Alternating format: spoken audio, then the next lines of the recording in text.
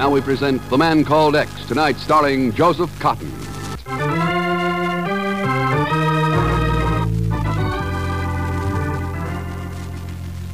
Joseph Cotton in The Man Called X. Wherever there is mystery, intrigue, romance, in all the strange and dangerous places of the world, there you will find The Man Called X.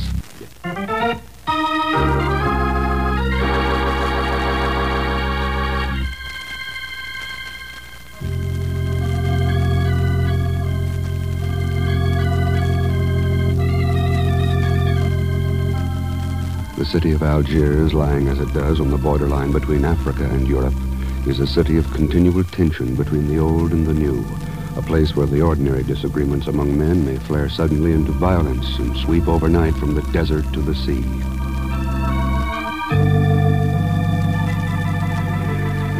The sharp contrast between modern Europe and age-old Africa becomes most evident perhaps at the Algiers airport, where the gleaming stratoliners from France are loaded by Arabs dressed in loincloths and sandals, cut to the same pattern as those once worn in ancient Carthage.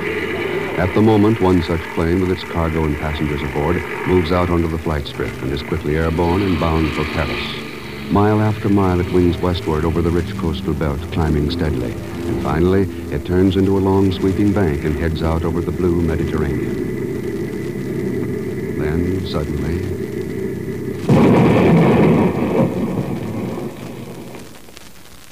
where the plane was flying, there is nothing. Scattered pieces of blasted wreckage drop from the sky and fall into the sea. The streets of Algiers seethe with anger and hatred, and messages pour out by wire and radio to Paris, London, and New York. On a floor of offices high above Manhattan streets, the messages come flooding into the teletype room of the Bureau, where trained specialists take them line by line, decode and analyze them, and send them on their way. And eventually, at the end of a long hall on the same floor, the report from Algiers arrives at the office of the chief. I'm sorry to have to pull you off that Bramby case, Joe, but with Ken Thurston on the sick list, well, you've worked closer with him than anyone else. Well, all I know about it is what I got from the newspapers on the way up here, Chief, and that wasn't much. We don't have much more ourselves, Joe. But Sir Hartley Manning was on board that plane. And that's reason enough to drop everything else. Yeah, no, UN advisor on North African affairs. The only man who's ever shown a chance of bringing about some permanent agreement between the Arabs and the French. Yeah. He was supposed to give his decision on the Arab farm loan in Paris today. That's why the lid's ready to blow off over there. You see, nobody knows for sure what his decision was going to be. And each side's blaming the other for his murder. I suppose there's no doubt that it was murder. No. The plane was literally blown to bits. It couldn't have been an accident. Joe, somebody put a time bomb aboard. Well, one thing's certain, Chief. It's got to be solved fast, or there's no point in solving it at all. I know Algiers pretty well. One spark can start a blaze. There's a plane standing by. It's ready to leave whenever you are. I guess I'd better start. Joe, there's one other thing. Don't know exactly how to say it. And I'd rather that Ken Thurston wasn't told just... Joe, I just got the full passenger list a little while ago, the victims of that explosion, and, well... For what? One of the names was Pagan Zelschmidt. Pagan... Yeah. No. I've always been pretty rough on Zelschmidt, but... Well, I'm sorry. Pagan. Well, all of us here in the Bureau have been pretty rough on him, and you come right down to it, underneath it all... Well... Well, Chief, I'll call you from Algiers.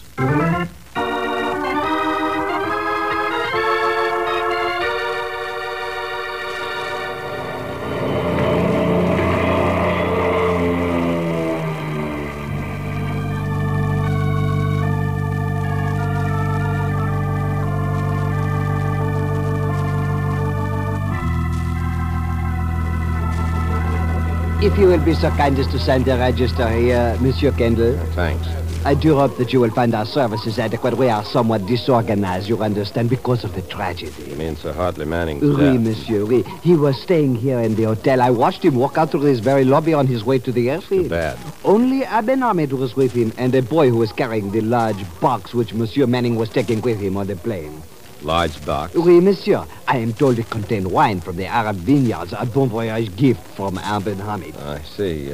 Tell me, who is this Ibn Hamid? I believe he is a leader of the Arab Union. He maintains an office somewhere in the Casbah. Casbah, huh? I beg your pardon. Are there any messages for me? One moment, monsieur. No, monsieur, there is nothing. Thank you. Monsieur Garmetz here was the only lucky passenger on that plane. Lucky? Ah, yes, I was already aboard when a business call over the loudspeakers calls me to leave the plane less than 5 minutes before the takeoff. You were lucky. Very much so. I don't believe I've had the pleasure. Joe Kendall. I'm a new arrival, Mr. Gromitz. Oh, well, in that case, welcome to Algiers, Mr. Kent. Thank you. Now, if you will excuse me, gentlemen, good Lane, afternoon. Very wealthy man, Monsieur Garmetz. Most influential. Well, now, if you'll excuse me, Well, hey, just a moment there. What do you mean, just... Oh, oh, hello, Mr. Kendall. Pagan. I thought you were dead. Me? I never felt better in my life. Your name was on the passenger list of that plane that exploded. Oh, just an ugly rumor. Anybody that says I'm dead is nuts. Crazy, even. Well, thank I goodness was you- supposed to be on the plane, you understand? Only I run into an old friend of mine at the airport, and he tipped me off. What do you mean, tipped you off? Well, he said he had a hunch. I had no to take that plane, so I didn't. Guess he was psychic. Yeah, that's one explanation. Do you know where he is now? Not exactly. I know a couple of joints he hangs out in, though. Well, find him, Pagan, and try to find out why he had that hunch. But I haven't got time. I'm working. Working. Be easier to believe you were dead. But I am... I mean, working. I'm here buying Persian rugs for my Uncle Ahmed. In Algiers? All right, they're Algerian, so we get them cheaper. Who knows the Well, difference? it's too bad you're tied up, Pagan. I figured it might be worth, well, say, around $100 to find out. I'll have the dope in an hour. Where are you going to be? Back here, probably. Right now, I'm going up to the Casbah. Ah, going to see the dancing girls, eh? No. I'm going to look for a killer. Huh?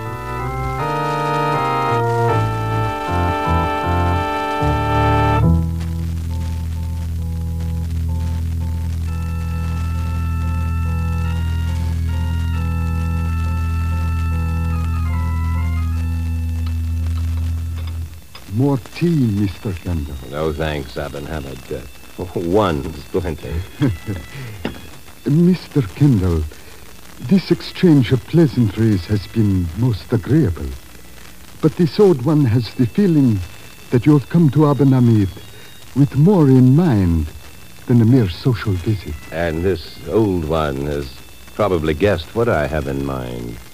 One assumes that a man from the Bureau would be investigating the tragedy of Sir Hartley Manning's death. And if I were, would you know anything about it? Only that his death was also tragedy for my people. It is possible that the loan to the farmers may not be granted now. Well, according to the rumors around the city, Manning had decided not to recommend the loan. The rumors are false. Yes. Sir Hartley stated on the way to the airport that he had decided to urge granting of the loan with all the influence at his command. I see. Abin, I'm told that you gave Manning an unusually heavy case of wine to take with him on the plane. That is true, but I have no idea how the explosive was put aboard the plane, Mr. Kendall. But I assure you that the case of wine contained only wine. There would be no reason. Now, Father, to take the money to Billy, and I... Oh, I'm sorry. I thought you were alone. It is well, Maria. This is Mr. Kendall, my daughter, Maria. How do you do? Mr. Kendall is investigating Sir Hartley's death. You mean his assassination? I hope you find the murderer, Mr. Kendall. And I hope that when you do, the crowd in the street tears him to pieces. You must forgive her violence. Mara is a modern young woman in most ways, but her blood still remembers the glint of knives in the moonlight. Yes. And I know where I would like to bury that knife. Mara, stop it. I'm sorry, Father. Mr. Kendall. I understand. But you see, hundreds of farms will go into bankruptcy. And then revolt, perhaps. And military rule, perhaps. It's a grim picture, all right. Mass bankruptcy alone is bad enough, except for the person who profits by it. Grommet. Grummet? He holds nearly all the mortgages on Arab lands, Mr. Kendall. I see. Oh, I will get it. Yes? Oh, just a moment. It is for you, Mr. Kendall. No, thanks. Pardon me, Albert. Yes. Hello? I've been hunting all over for you, Mr. Kendall. The hotel manager finally said to try this number. Are you at the hotel now, Pagan? No, I'm down at the harbor, but I'm going there. What are you doing so long up there in Casbah? Drinking tea. Tea? Did you locate your friend? Oh, sure. He says he's got the tip about that plane from his boss. His boss? Uh-huh. Who does he work for? Oh, some Arab character by the name of Aben Hamid.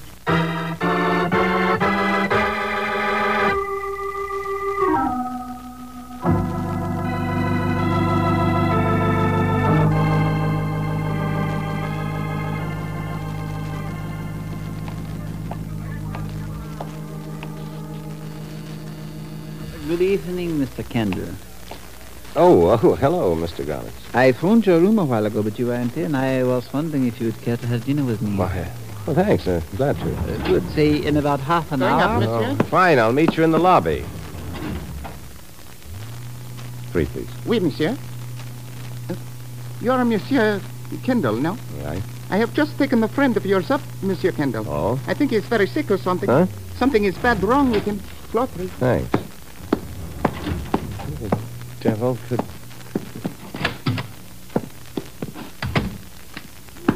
What? Pagan. Pagan, what was wrong? Stop, Mr. Kendall. In the back. Here, have a look. Oh. Forgive me, Mr. Kendall, for getting blood all over your floor. Now, easy now. I got a doctor up here right away. Just lie back there. Pagan. Pagan.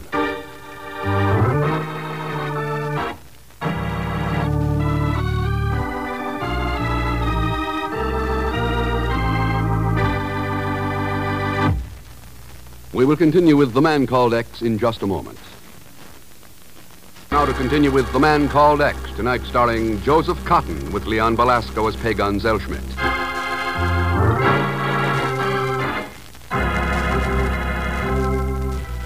A plane explodes in midair over the Mediterranean, and Sir Hartley Manning, whose decision would have determined the fate of the Arab farm loan for North Africa, dies in the explosion, leaving his decision unknown. Algiers is seething with growing tension and the threat of violence. And now Joe Kendall returns to his hotel room to find Pagan knifed in the back and lying in a pool of blood. Now let me clip the ends of this bandage. There. I guess that's about the best I can do, Mr. Kendall. Still unconscious, Doctor? Well, he seems to be stirring a bit now. Wouldn't it be a good idea to move him to a hospital? No, there's really no point in it. I'll be in room 110 if you need me, Mr. Kendall. Thank you, Doctor. Mr. Kendall, Hiya, Pagan. I don't really mind dying. You understand? Huh? But I want you to know that I'm sorry, Mr. Kendall, for all the bad things I've done. What things? Oh, I want you to forgive me. Ask Mr. Thurston to forgive me, too. You can even forget that $100 you owe me. Now, that is repentance. When you come right down to it, underneath it all, I'm your friend. Yeah, I know that. Who was it, Pagan? Who stabbed you? I don't know. It was dark. I know one thing, though. It was a girl. A girl? I could smell the perfume she was wearing. It was subtle, but exciting. Like voodoo or saboon or... A connoisseur to the last. Please. Your dear old friend is dying. Oh, snap out of it, Pagan. You're all right. Don't lie to me. I can take it, yeah. The doctors said there wasn't even any point in taking me to the hospital. Because there's no need to. That knife glanced along one of your ribs. You've got a bad surface cut, that's all. You're not going to die. I'm not? No. Well, in that case, where's my $100?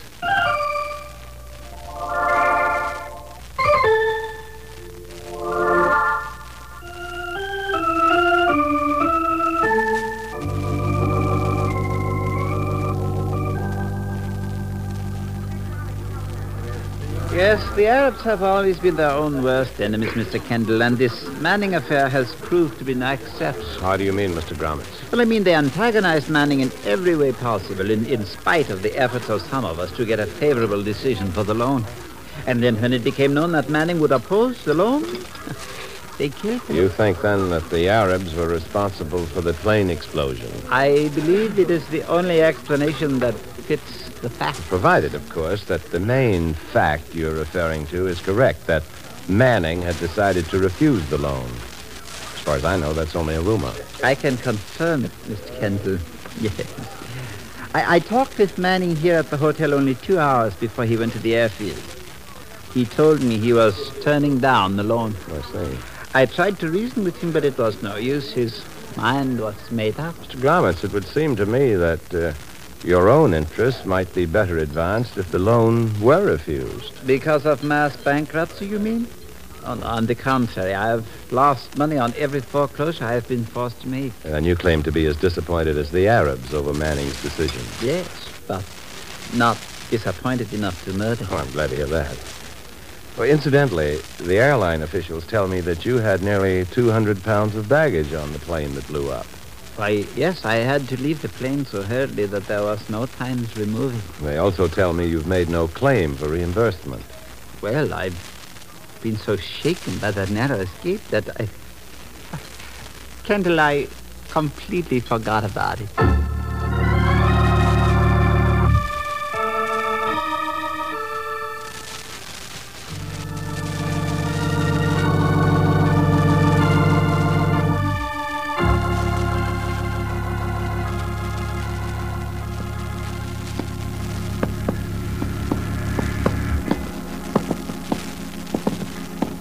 It's that little shack right ahead, Mr. Kendall.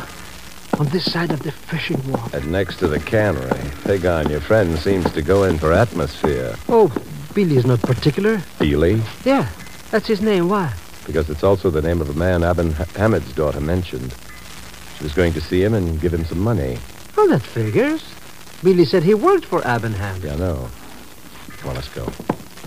The part I don't get, Mr. Kendall, is how come some character wants to kill me? I didn't do nothing. No, but you could do something. What? You could testify that you were warned ahead of time that the plane was in danger. Yeah, but... Huh? And the man who warned you probably knows who caused the explosion.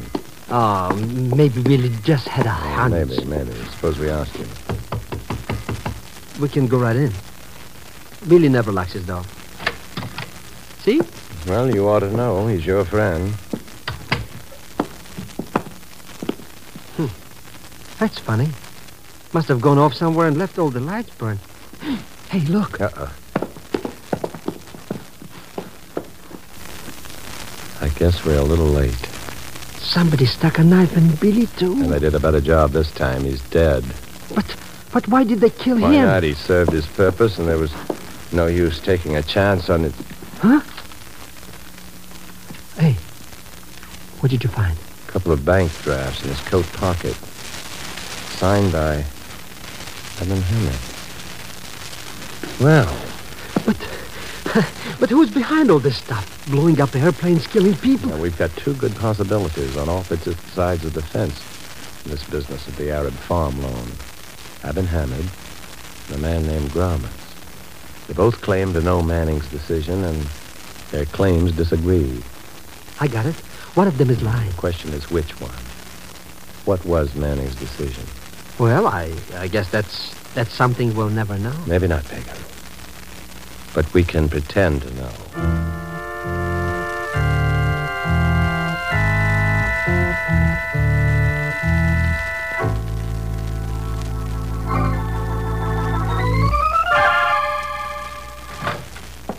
Oh, come in, Pagan.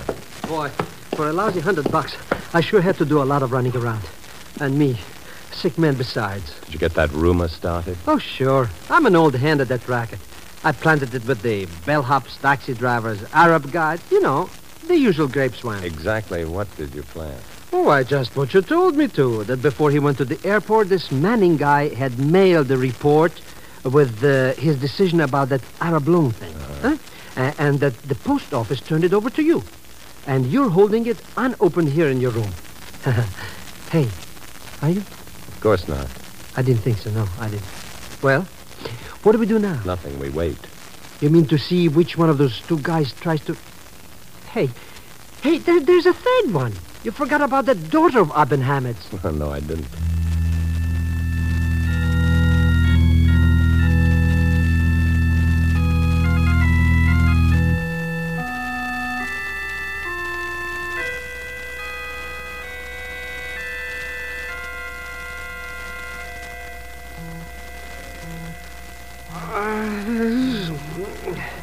It's after midnight. I don't think anybody's going to come here Well, at you all. could be right.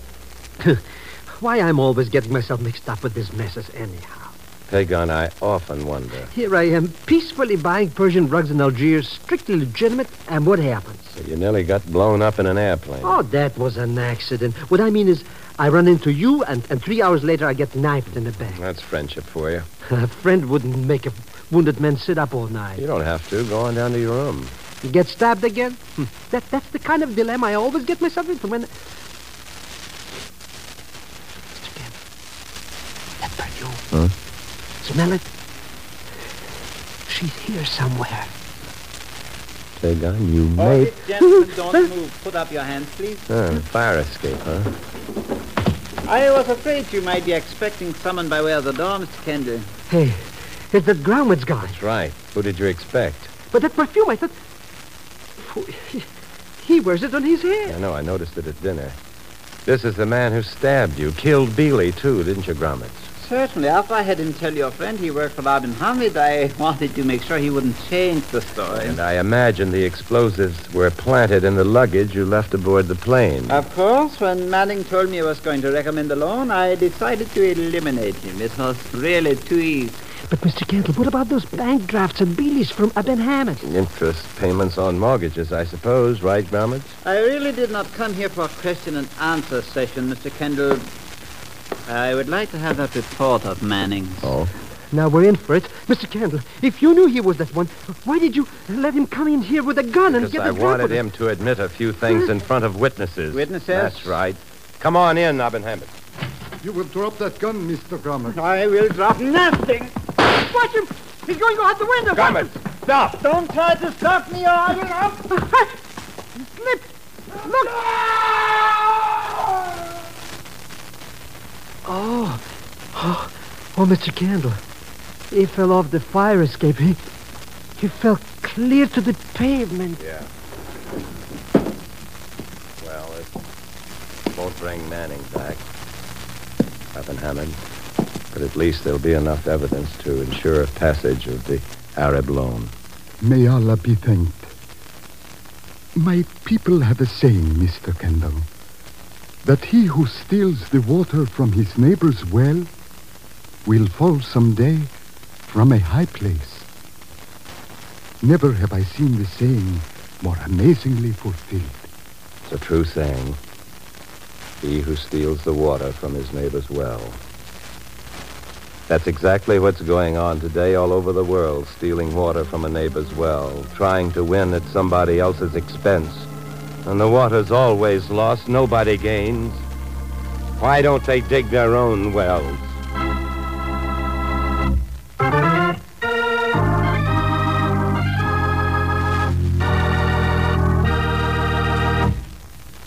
Our star for tonight, Mr. Joseph Cotton, will return in just a moment. Now, here again is our star for tonight, Mr. Joseph Cotton. As Herbert Marshall would say, thanks for being with us. My thanks to Lucille Meredith, Will Wright, Stan Waxman, Parley Bear, and Harry Bartell. Next week, Leon Velasco will be along as Pagan. So listen, won't you, when Herbert Marshall returns as the man called X. Good night. The Man Called X is a J. Richard Kennedy production with music by Milton Charles. Tonight's story was written by Les Crutchfield. And until next week, same time and station, this is Jack Latham saying good night for The Man Called X. On NBC.